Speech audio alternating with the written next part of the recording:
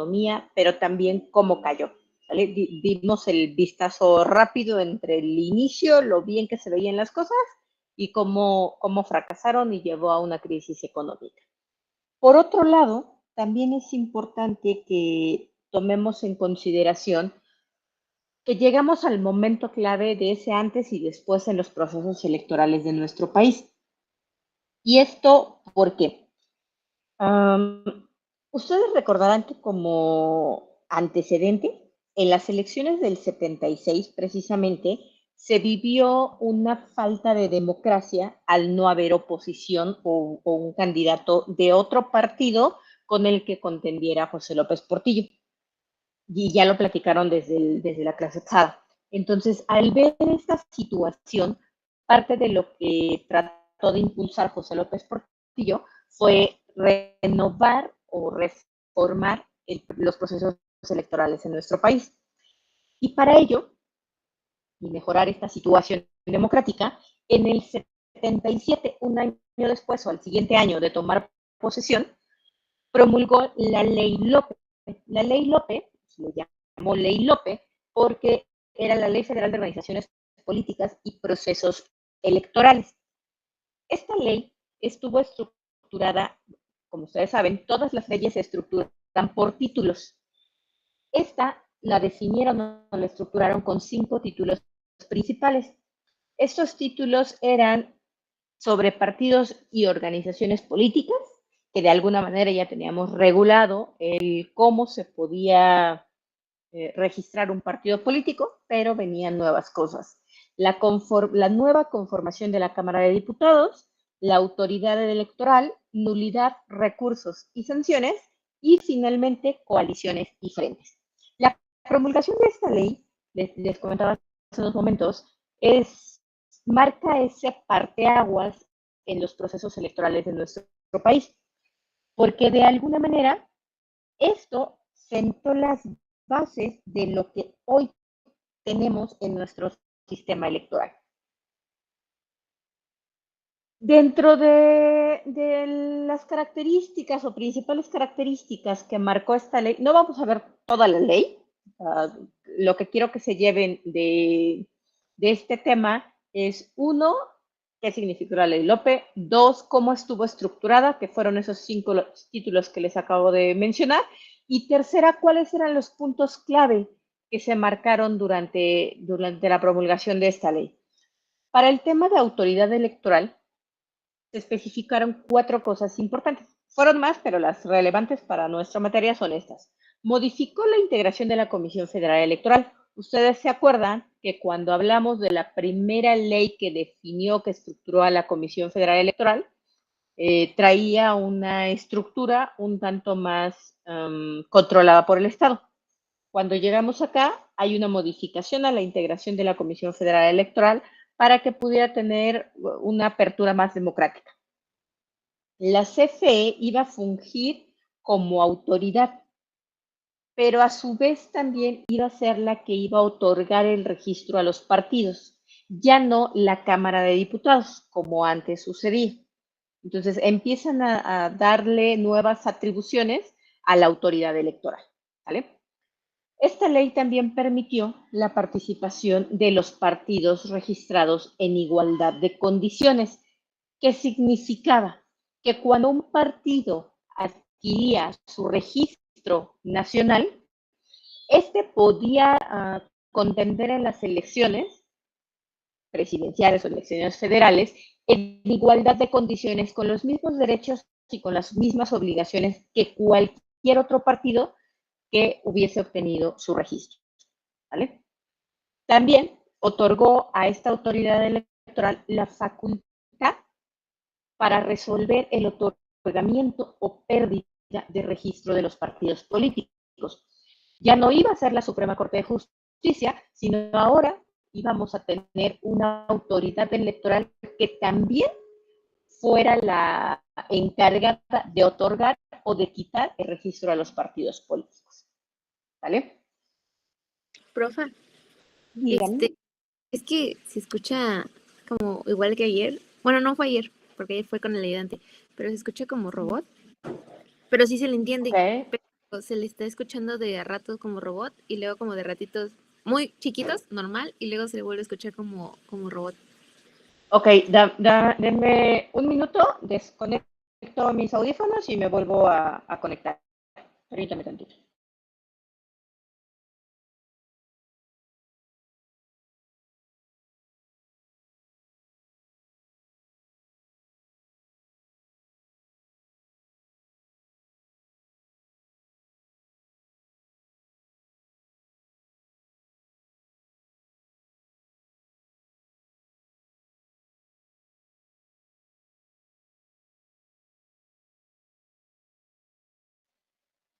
A ver, aquí ya se escucha mejor.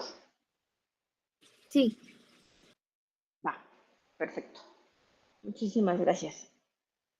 Ok, ¿qué otra cosa interesante se consideró en esta ley Lope? Se introdujo el concepto de representación proporcional al poder legislativo. Este concepto hoy ustedes de alguna forma ya lo conocen y está relacionado precisamente a definir una nueva estructura de la Cámara en la que la mayoría o la cantidad de 300 diputados tenían que ser elegidos por mayoría relativa, es decir, los llamados diputados uninominales. Pero iba a entrar este concepto de representación proporcional para definir a 100 diputados plurinominales, es decir, por mayoría proporcional. A partir de aquí, vamos a estar viendo que en todos los años siguientes, hasta la actualidad, seguimos manteniendo a esos diputados plurinominales que llegan por mayoría proporcional, más no por mayoría relativa.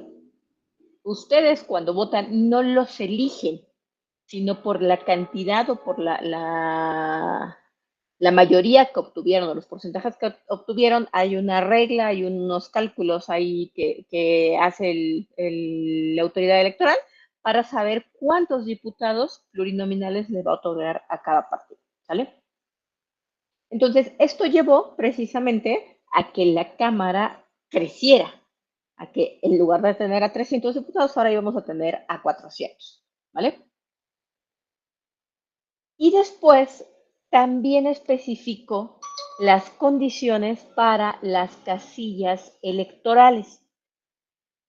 ¿Cómo iba a ser el proceso? O sea, ya vimos, por un lado, quién iba a ser la autoridad que iba a regular los procesos electorales y todo lo relacionado a elecciones. Por otro, cómo iba a ser la representación proporcional una vez que se dio el proceso electoral. Pero la otra importante tiene que ver con el proceso electoral mismo. Estipuló la designación de ciudadanos. ¿Qué significó eso? Que iba a nombrar o que se tenía que nombrar a un representante propietario y a un suplente ante las mesas directivas de cada casilla instalada siempre que postularan candidatos en la elección cuya votación iba a suceder en esa casilla. Estos ciudadanos eran un representante de partido. Esos representantes de partido tenían que estar sí y solo sí en esa casilla había un candidato de su partido. Ejemplo, si estaban el PRI y el PAN, bueno, en las elecciones de José López Portillo, si lo tomamos como ejemplo, que no hubo partido de PAN que tuviera un candidato, entonces no podía haber un representante de partido, ¿sale? Tenía de ese partido, del PAN. Solamente podía haber un representante de partido del PRI o de los partidos que en alianza hayan postulado al mismo candidato, pero no de uno que no tuviera candidato a elecciones, ¿no? También estableció, a partir de esta ley, se estableció que todas las elecciones ordinarias serían el primer domingo de julio y que comenzarían a las 8 de la mañana. Y esto obligaba a que los ciudadanos instalaran las casillas en presencia de los representantes de partido. ¿Y qué ciudadanos tenían que instalar las casillas? Los que formaban parte de la mesa directiva de la casilla. Es decir, un presidente, un secretario y un escrutador. ¿Vale? ¿Dudas hasta aquí o va quedando claro?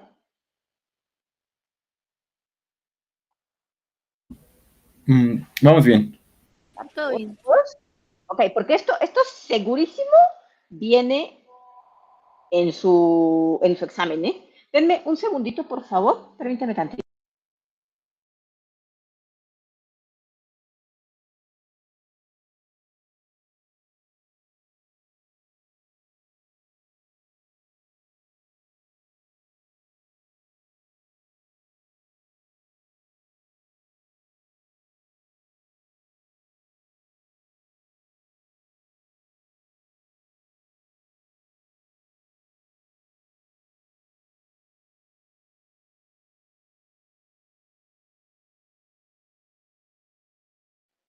Ya, perdón.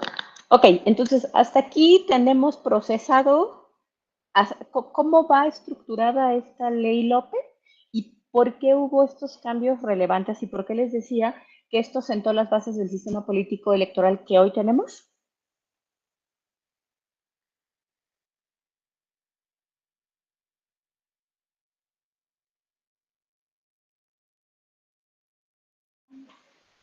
Sí, no, más o menos, chicos. Y más o menos. Ok, ¿por qué más o menos? ¿Qué nos falta? ¿Qué no está quedando claro? Bueno, no es cuestión mía de que me faltó anotar algo del principio y me perdí un poquito, pero en general voy bien. Ok, el resto, estamos 57 conectados. Hoy los escucho muy pasivos.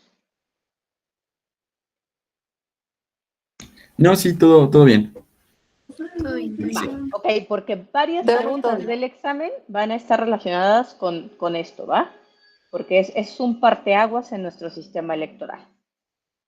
Ok, entonces, vamos a al siguiente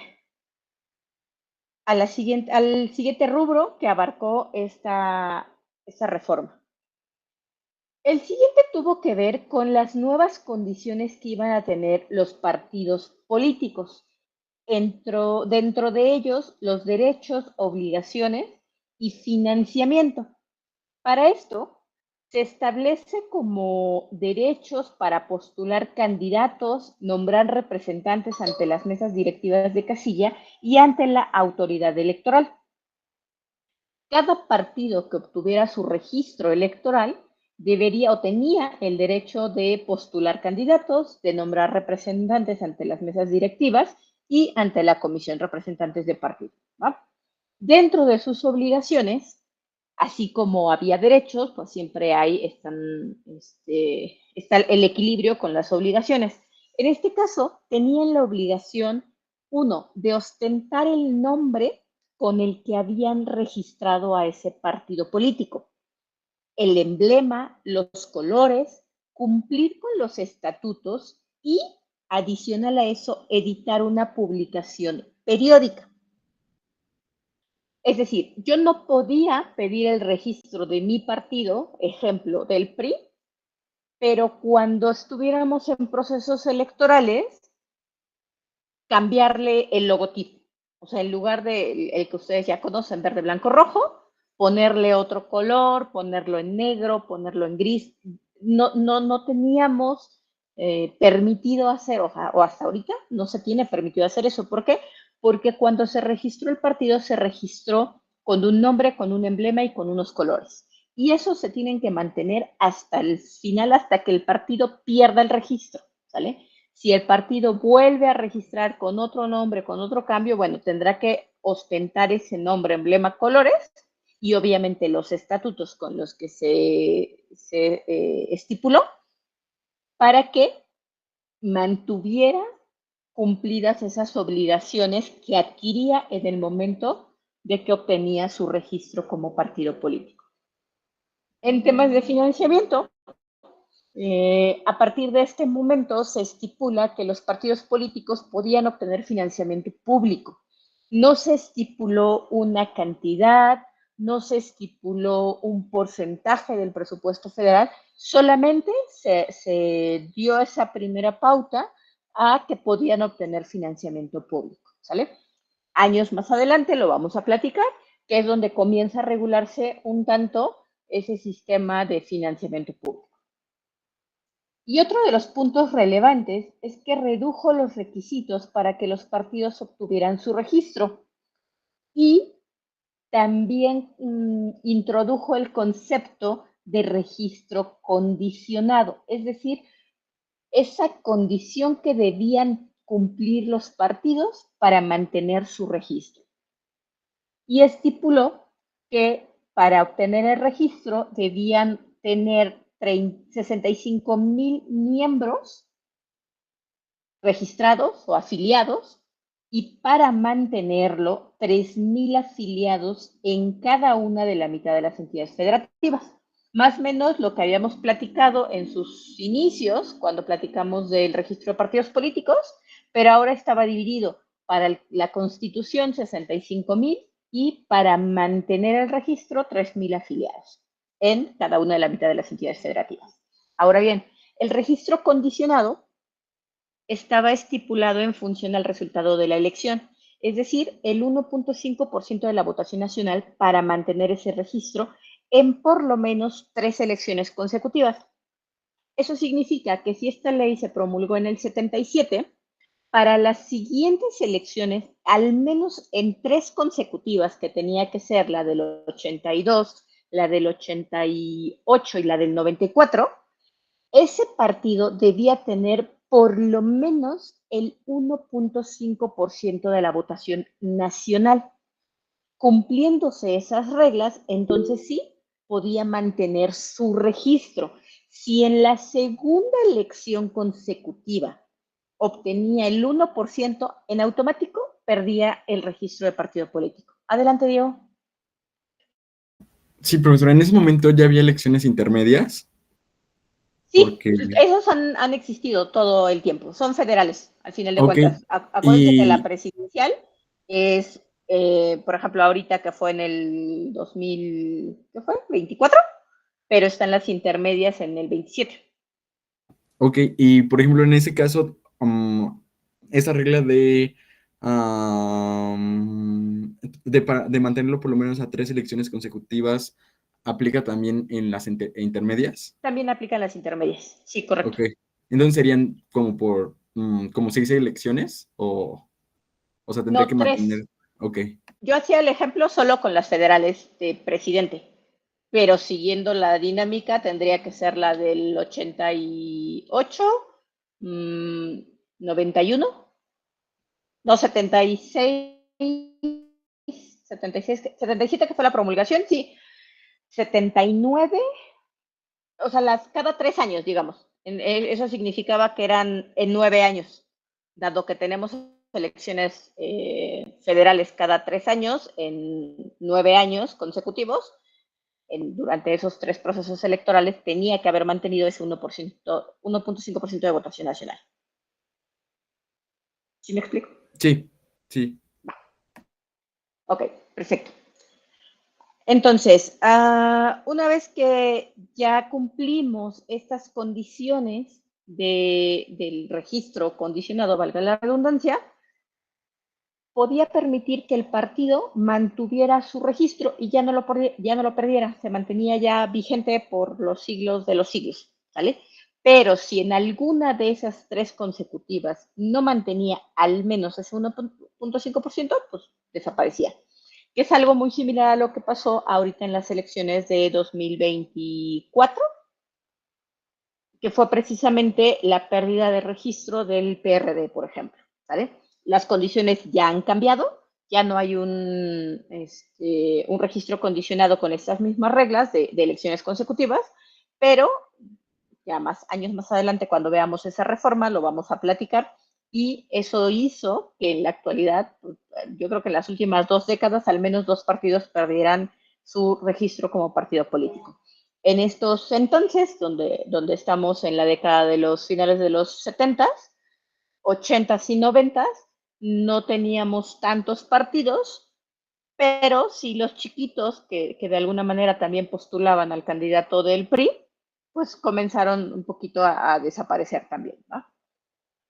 Por otro lado, también se otorgó tiempos permanentes en radio y televisión y apoyo a tareas editoriales. Recordarán que les comentaba que dentro de las obligaciones estaba dictar una publicación periódica. Bueno, pues para que pudieran tener o cumplir con esta obligación, pues también se otorgó apoyo para esas tareas editoriales.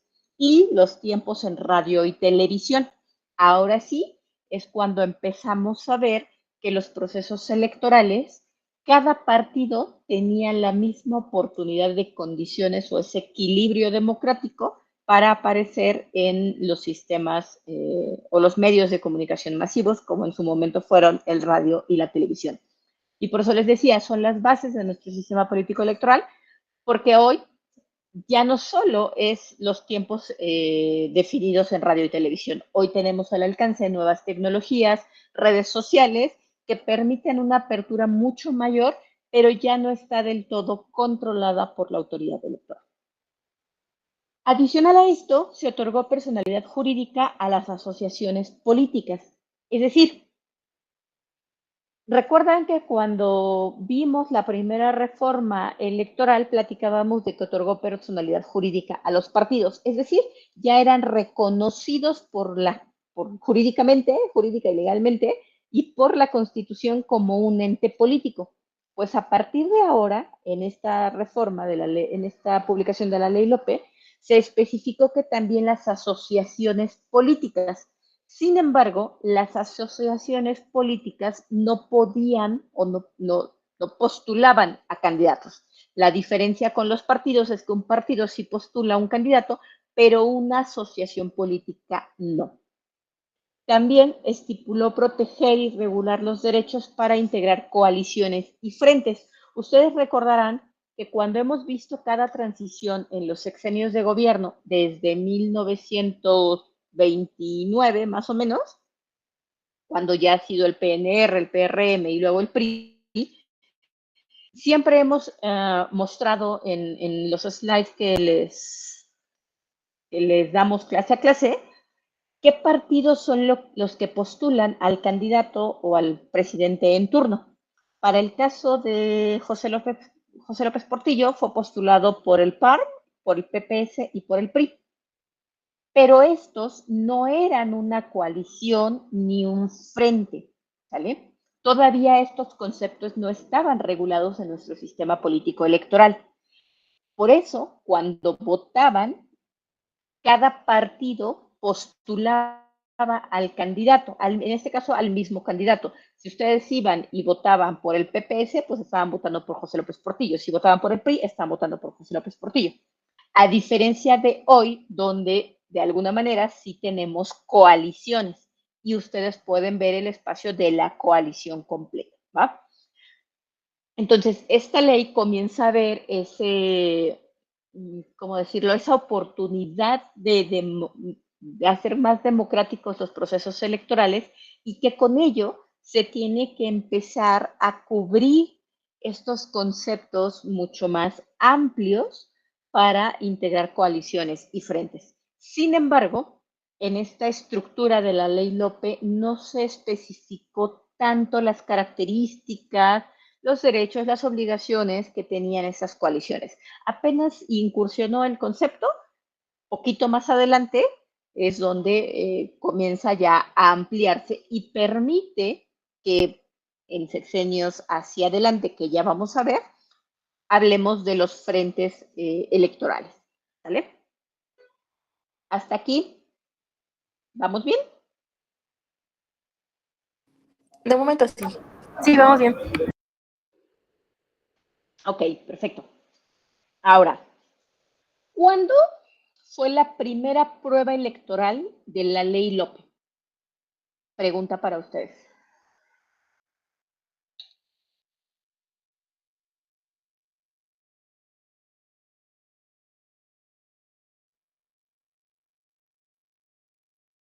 ¿Nadie?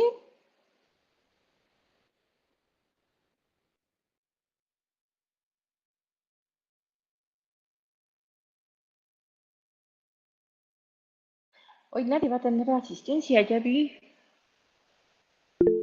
Ay, maestra, no sé si fue a Adelante, mí, Diego. pero se cortó la pregunta. Sí, Pues yo tampoco díganme, escuché. chicos. Es que si no me dicen, yo cómo voy a saber. Adelante, Diego. Pues supongo que en las intermedias de ese año, ¿no? O sea, bueno, si se publicó en el 77, fue en el 79, ¿no?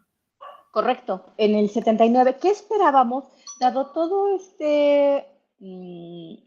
estas características importantes nuevas que se están regulando en la ley Lope, ¿qué esperábamos obtener como resultado tras las elecciones del 79? Dado que era la primera elección en la que se iba a aprobar esta reforma a la ley Lope, o esta reforma electoral, que fue la promulgación de la ley Lope. Con todos estos puntos que ya platicamos, que tienen que ver con la autoridad electoral, la representación proporcional, la conformación de las casillas electorales, el proceso electoral, la designación de ciudadanos, las nuevas condiciones que debían cubrir y cumplir los partidos políticos, ¿qué es lo que ustedes hubiesen esperado que diera como resultado la elección del 79?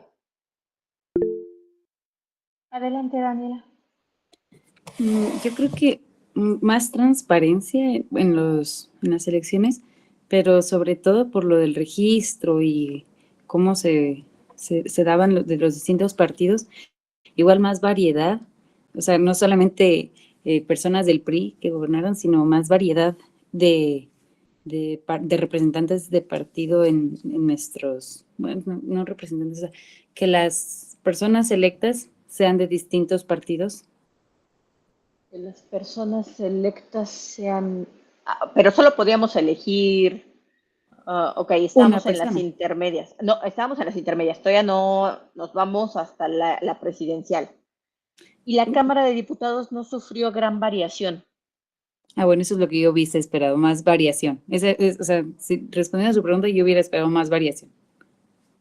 Más variación. Ok, Sí. apertura democrática entonces, en el sentido de que aparecieran más partidos políticos. No que aparecieran más, sino que anteriormente hemos visto que había una gran tendencia a que todo fuera PRI, y que ahora hubiesen más representantes de partidos, o sea, que, que no todas las personas pertenecían al PRI, no sé cómo, no sé si me doy a entender. Es que, ok, si no todas las personas pertenecían al PRI, tenía que haber más partidos. Porque Sí, teníamos al PRI, teníamos ajá, al PAN, teníamos exacto, al PPS, teníamos al PARM, claro. teníamos el Partido Socialista de los Trabajadores, por ejemplo, y ya con eso llevamos 5 partidos.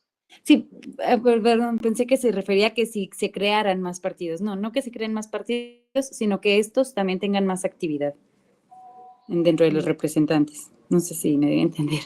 Ok, ok. Va, Gracias. gracias Daniela. Así. Adelante, Karina. Bueno, aparte de lo que mencionó mi compañera, pues yo creo que también se esperaba que el pueblo viera que viera que hubiera más organización, ¿no? Que pues ya había más participación de la gente, o sea, a esos representantes que escogieron y que, pues sí, ahora todo iba a ser más transparente, digamos, más confianza. Transparente. Dentro de todos los puntos importantes que resaltamos de la ley Lope, ¿hablamos algo de transparencia? ¿O qué No, entendemos por transparencia? bueno, yo me refiero en transparencia a cuestión de que, pues justo que como se estaban escogiendo más personas para ser los representantes, ya, pues veías como que el gobierno decía, no, o sea, ahorita ya no van a ser solo los representantes, ahorita, o sea, lo estamos como, o sea, es que eso que igual mencioné en la clase que dijo que se tenía que ver cómo las personas ponían las casillas para votar enfrente de todos, o sea, como que eso daba al pueblo más confianza, ¿Eso hoy digamos. les da confianza a ustedes? Pues yo creo que en ese momento sí, ¿no? Porque pues el sexenio pasado, bueno, hoy en día, la verdad, no me levanto temprano para verlo, pero yo creo que en ese momento, en el sexenio pasado, pues, dado que no hubo una competencia, Ujú. ahí dijeron, no, pues ahora ya están poniendo serios, ahora ya va a haber competencia. Pero eso en verdad eso nos reflejaría, la competencia se vería reflejada con el solo hecho de que un ciudadano o un grupo de ciudadanos sean los que estructuren o comiencen el proceso electoral instalando casillas. O sea, ubiquémonos un poquito en la temporada, década de los 70, 79 precisamente en la elección. Ustedes ubicados en esa temporalidad, el que vean que ciudadanos están colocando las mesas de casilla, para eso ya les dice que hay más apertura democrática. O sea, el que va en serio, no sé qué tan en serio, y no sé si la sociedad de ese momento se cuestionaba la seriedad de los procesos electorales. Entonces, ¿cómo fundamentamos esta opinión de qué es lo que hubiésemos esperado como resultado de la implementación o de la primera prueba de fuego de la ley López? No sé si me explico, Cari. Sí. Bueno, es que yo me lo planteé en cuestión, por ejemplo, no sé, un examen de Comipems, por ejemplo, ¿no? Nada más se le aplica a una persona y pues lo monitorea. O bueno, un examen normal, ¿no? Y en cambio, si tú ya ves a varias personas que te están cuidando, entonces tú dices, ay, ¿cómo va a estar el examen, no? Pero sí, tienes razón. Ok, entonces hay que replantear. Adelante, Bruno. Ya la verdad es que no sé si dar mi participación porque también tenía como una idea muy similar a la que estaban dando, porque yo también estaba pensando en una legitimidad, o sea, de que veníamos o sea, bueno, este mismo presidente, este López Portillo, que sacó el 100% de los votos, ¿no? Al final del día como que vienes de esto de que a lo mejor como que, o sea, hoy en día no te cabe en la cabeza que alguien tenga el 100% de votos, el 90, ¿no? A lo mejor un 60, un 60 ya es como, ok, está bien, como en esos términos, ¿no? O sea, como que a lo mejor darle legitimidad al sistema político en ese sentido, yo lo estaba pensando, pero creo que también mi idea está un poco errónea, ¿no? Como lo que mis compañeros, bueno, no errónea, pero lo estaba pensando de una forma eh, rara. También estaba pensando en la pluralidad del Congreso, bueno, no del Congreso, sino de todo esto, ¿no? O sea, de que a lo mejor un poco más proporcional a cada, o sea, en este caso, como que cada partido fuera escuchado, ¿no? O sea, de darle un poco más de voz a esas pequeñas minorías, como, no quiero decir el PAN, porque no es como que sea una minoría, sino que eh, en esos momentos eran como partidos muy pequeños, ¿no? Que a lo mejor no tenían tanto apoyo. Ok, aunque hay que distinguir entre el apoyo que pudieran tener y esa pluralidad de la que hablamos, ¿va? Hay varios conceptos que están comentando. Ahorita cerramos un poquito eso para que no tengamos dudas, porque les reitero, este es uno de los temas súper importantes, base o sea, la columna vertebral de nuestro sistema electoral, y por ende una de las cosas importantísimas que va a abarcar su examen. Entonces, si esos conceptos no están del todo claros, entonces no creo que en el examen puedan tener buenos resultados, ¿va? Entonces, ahorita me llevo concepto de apertura democrática, transparencia, legitimidad, pluralidad. El tema de la legitimidad no se había puesto en tela de juicio en nuestro país. O sea, el presidente ganó con el 100% de votos, entonces pues, es legítimo. Y se acordarán que en las primeras, en el tema 2, cuando hablamos de las características de los acontecimientos, hablamos también del tema de la legitimidad. Entonces, legalidad y legitimidad. Y hasta este momento, en estos procesos electorales, con la llegada de López Portillo a la presidencia, no habíamos cuestionado esto. Y tan no lo habíamos cuestionado que si bien él gana con el 100% porque no hay un opositor, nos vamos un sexenio atrás y se ganó con el 86% de los votos. Entonces, tampoco es que estuviera tan descabellado los porcentajes. Yo creo que en la actualidad es donde sí hemos tenido porcentajes por abajo del 50%. Pero en estos años, no, los votos estaban por arriba del 70-80%, ¿vale? Vamos contigo, Erandi, por favor. Es que recordando que unos años antes también se había, que habían dado la credencial de lector, que ya era como pues, para todo el mundo, y aparte de todo eso que empezaron a implementar, como que me da la idea de que querían al menos aparentar, dar la imagen de que ya iba a ser más difícil el fraude electoral, pero no sé. Ok, hasta este momento hemos hablado sobre fraude electoral.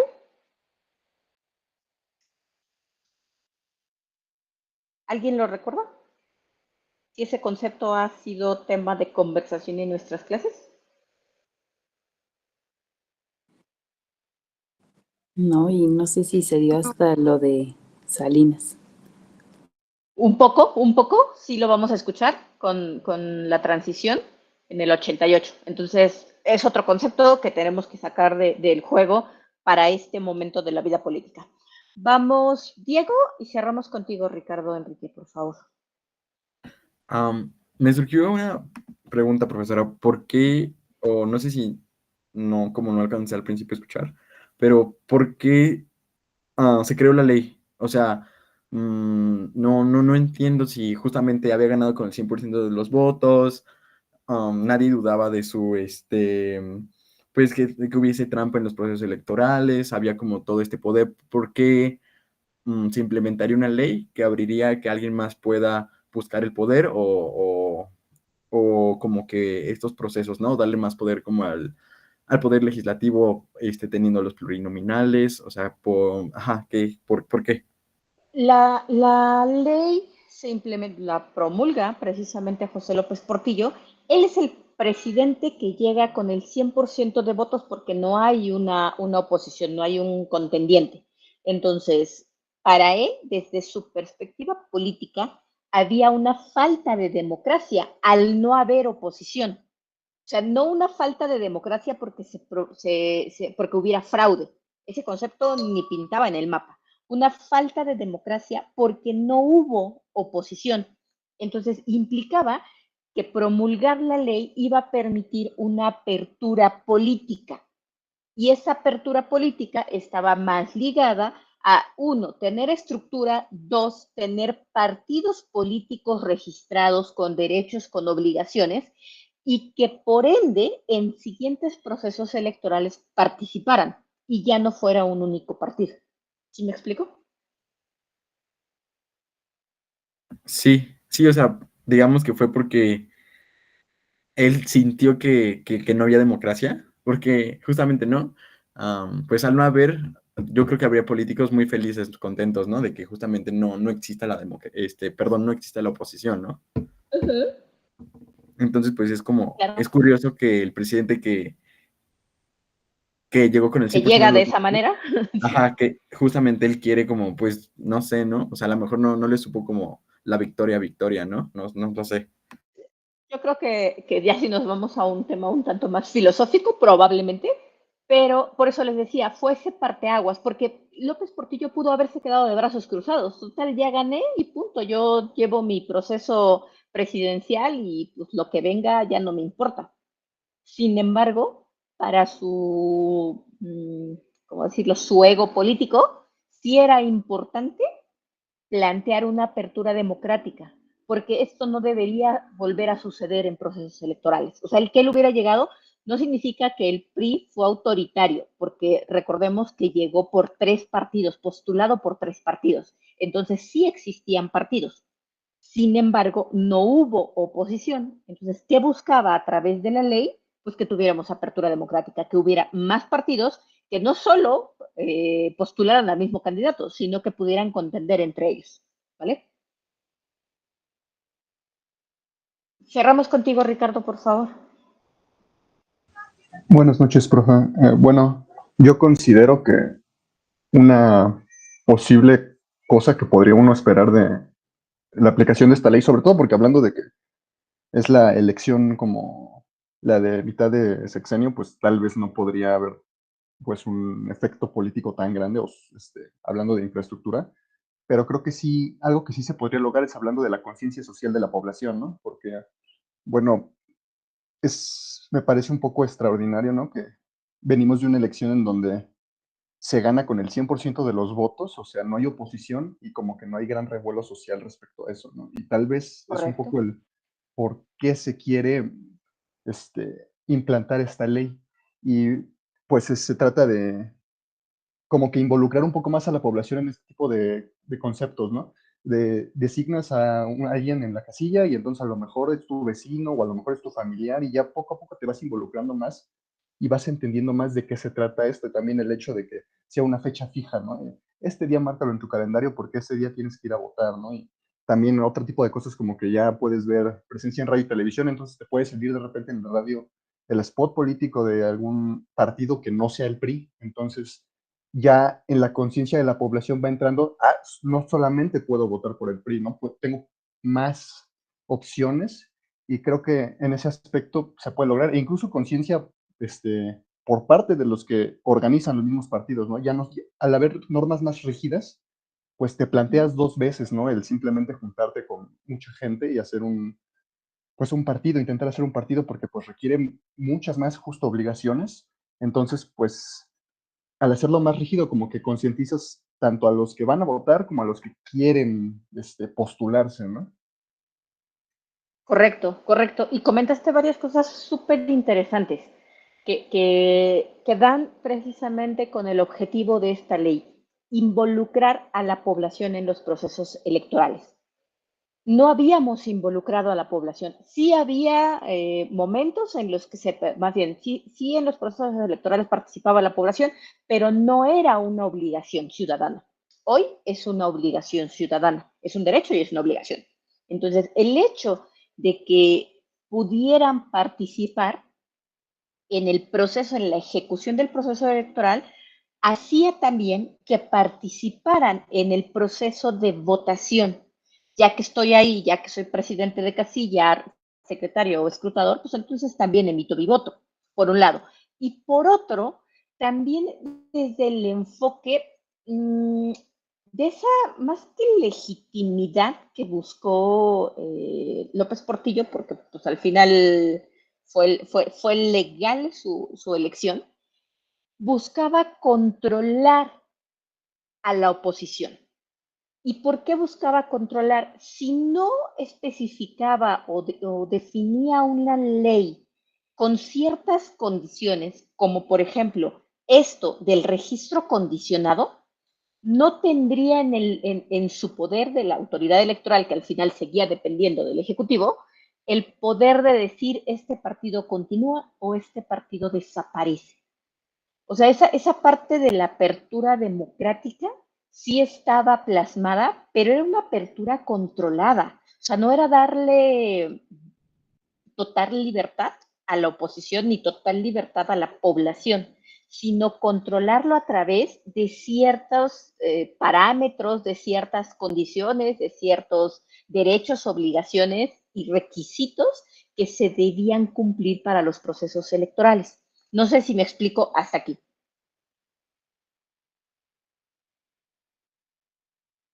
Sí, ¿Seguros?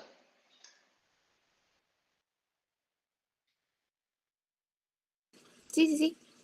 Ok, dado que entonces estábamos buscando esa apertura de, retomando un poquito el tema de los conceptos, hablamos de apertura democrática, sí, desde la intención no solo de tener más partidos o de tener partidos controlados, sino también de la participación de la población en los procesos electorales. Y no solo en la participación cuando ejercen una función en la mesa de casillas, sino para ejercer su propio voto.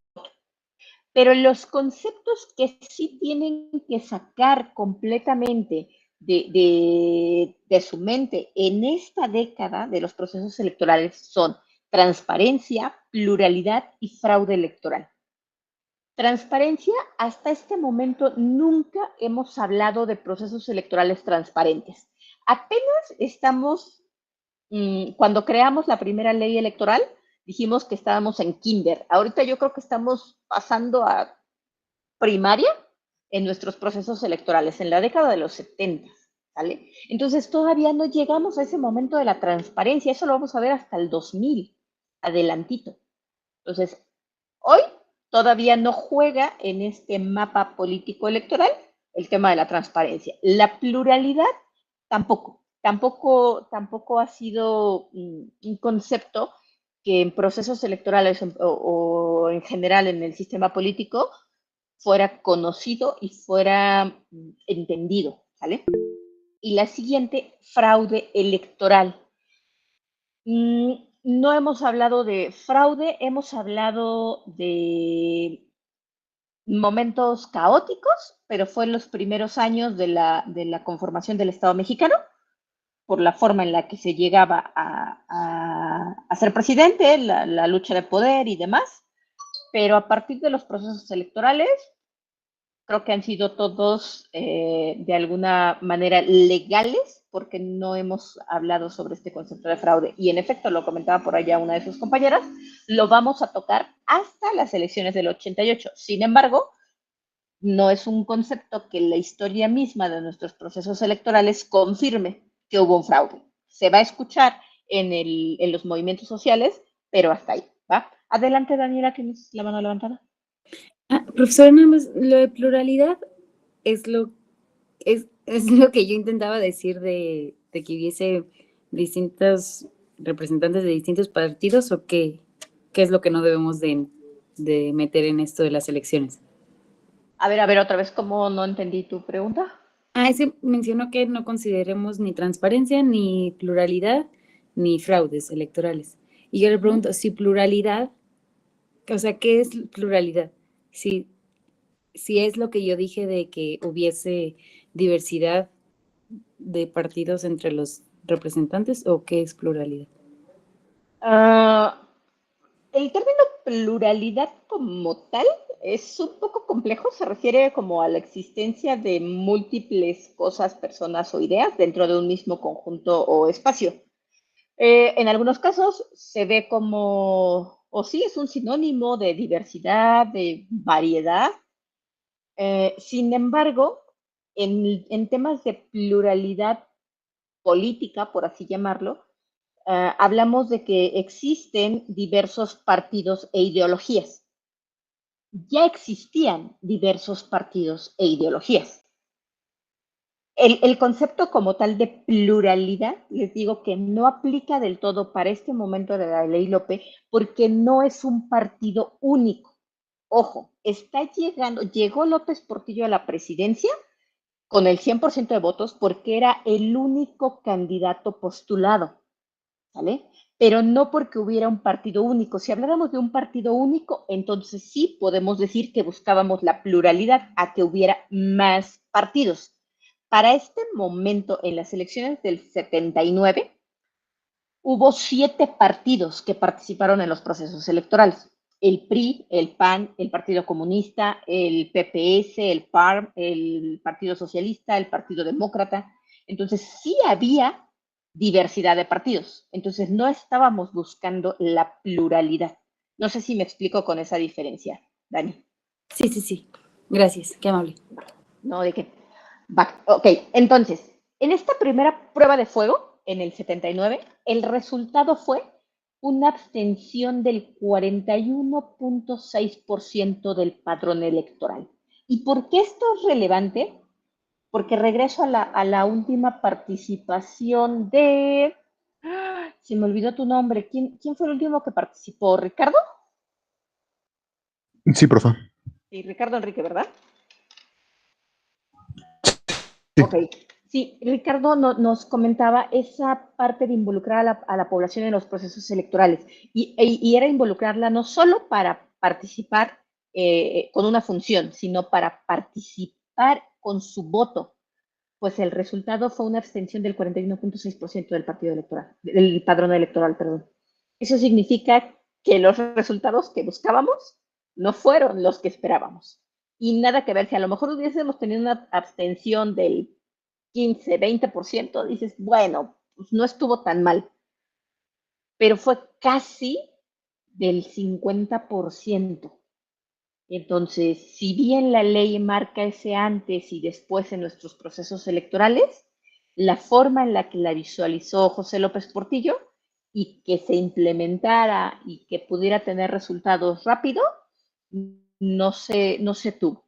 Eso llevó a que en el 80, un año después de las elecciones intermedias, se realizara la primera reforma a la Ley López, en la que estipuló el derecho de los partidos a nombrar representantes de partido en plural, es decir, un propietario y un suplente, ya no delimitados a las mesas donde eligieran o donde tuvieran un candidato, sino en todas las mesas de casilla. Y si ustedes recuerdan un poquito o han visto los procesos electorales antes del 2000, ya o sea, cuando ustedes ven una mesa de casilla o veían una mesa de casilla, era un montonal de gente la que participaba. O sea, ya no solo la mesa directiva del que estipulaba la autoridad electoral, sino, ejemplo, si ahorita teníamos 7 partidos y había un propietario y un suplente por partido, ya eran 14 personas adicionales. Eso podía provocar que entonces sí más gente participara y que esta abstención electoral pudiera seguir reduciendo. Posteriormente, antes de dejar el cargo, en el 82 realizó otra reforma a la Ley López en la que cambió las condiciones para el registro condicionado. Ahora estaría solo en función de la votación obtenida en la elección, en una elección federal, a raíz del 1.5% de la votación nacional. ¿Se acuerdan que cuando se promulgó la Ley López les dije que eran 3 consecutivas? Quitó lo de consecutivas porque eso podía implicar que los partidos que eran de reciente creación, pues perdieran rápido su registro. Entonces, si lo que queríamos es empezar a controlar también a las oposiciones, entonces teníamos que ceder un poquito en esos términos. Y el registro condicionado cambió a una elección y tener al menos el 1.5% de la votación nacional. ¿Dudas hasta aquí?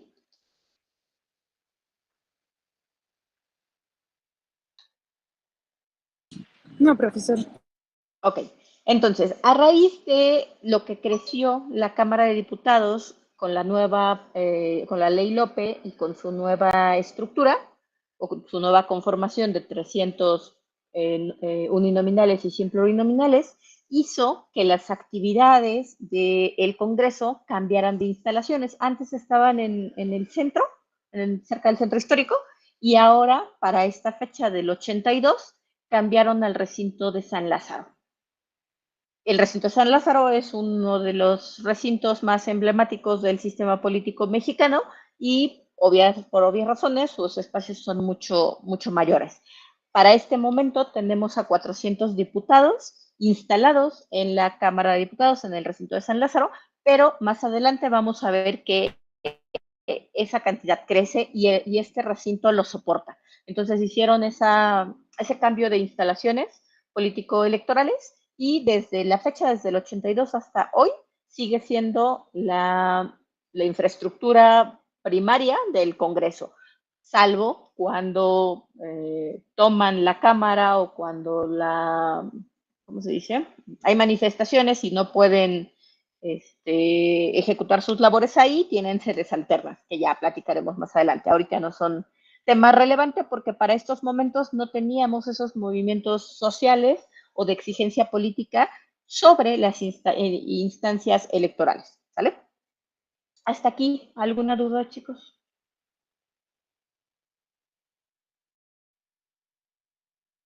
No, Todo bien. Va, perfecto. Entonces, espero que sí hayamos clarificado estos puntos y la relevancia de estos puntos de la Ley López y obviamente, por ende, sus dos reformas que fueron tan consecutivas en el 80 y en el 82, todavía en el gobierno de López Portillo, porque sí es súper importante para lo que vamos a seguir viendo en los otros sexenios, ¿va? Entonces lo dejamos hasta aquí. Mañana estaríamos, yo creo que concluyendo ya este periodo de gobierno y empezando a ver la transición para que el viernes ya hablemos del proceso de gobierno que se dio con el siguiente presidente, ¿va? Entonces, porfa, les encargo muchísimo que para el día viernes de hecho para mañana, porque mañana van a hablar un poco sobre la transición hacia Miguel de la Madrid. También para el día viernes busquen de los acontecimientos más relevantes que implementó o que surgieron durante este periodo de gobierno de Miguel de la Madrid, que es 82-88, ¿va? Que, como les había indicado, a partir de aquí ya comienzan a moverse las piezas en este ajedrez político que van a marcar ese inicio del neoliberalismo en nuestro país. Entonces, algo que ya les había dejado investigar sobre neoliberalismo, algunos conceptos, igual no lo pasen por alto porque seguramente pronto lo vamos a hablar de ellos. Y si no hay dudas, chicos, muchísimas gracias para los que participaron. Ya anoté sus participaciones adicionales, ¿va? Que pasen bonita noche, nos escuchamos.